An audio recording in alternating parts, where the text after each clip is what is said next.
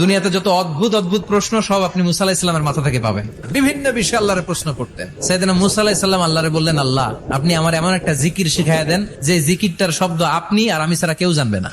দিনে রাতে সব সময় এই জিকির আমি করব, আপনারে ডাকবো, কিন্তু শর্ত হলো এই জিকিরটা জানবে শুধু আপনি আর জানবো শুধু আমি। আল্লাহ বললেন, মুসা পড়ো লা ইলাহা। মুসা আলাইহিস সালাম কয়, মাবুদ এটা তো জাতীয় জিকির, সবাই জানে।